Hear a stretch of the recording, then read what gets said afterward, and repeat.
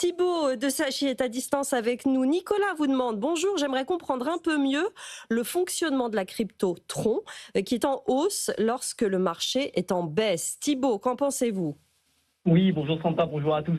Effectivement, donc la crypto Tron est une crypto actuellement qui performe plutôt bien vis-à-vis de Bitcoin. La première raison aujourd'hui, c'est que c'est un actif qu'on appelle de Layer 1, donc c'est une blockchain d'infrastructure qui vient un petit peu concurrencer Ethereum dans sa manière d'être. Ethereum aujourd'hui est l'une des premières cryptos d'infrastructure qu'on a eu en 2017, donc qui proposait justement de développer tout un écosystème d'applications relativement riche. Tron aujourd'hui est la cinquième crypto la plus importante en termes de capitalisation et en termes d'argent qui va transiter sur la blockchain.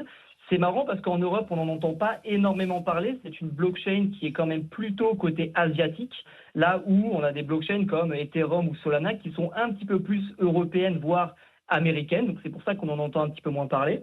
Récemment, on a eu sur Tron la mise à jour donc, des frais de transaction sur le réseau qui ont été divisés quasiment par 3. Donc on a eu une baisse de 60% du coût de la transaction sur la blockchain, ce qui a entraîné derrière une augmentation assez importante du trafic et donc forcément aussi l'augmentation de la crypto sous-jacente à cette blockchain. Et donc on a eu un essor. La deuxième raison aussi qui fait qu'on a donc un altcoin ou Tron qui performe plutôt bien vis-à-vis de Bitcoin, c'est qu'on commence petit à petit à arriver dans une période qu'on appelle une alt season. On en parle souvent sur le plateau, cette fameuse période dans laquelle on a donc toutes les cryptos qui ne sont pas Bitcoin, donc Ethereum et les altcoins qui vont tendre à surperformer le marché et donc mieux faire que Bitcoin. Donc on est effectivement aujourd'hui dans une phase de marché qui est intéressante vis-à-vis de ça et donc c'est pourquoi on a Tron qui performe plutôt bien.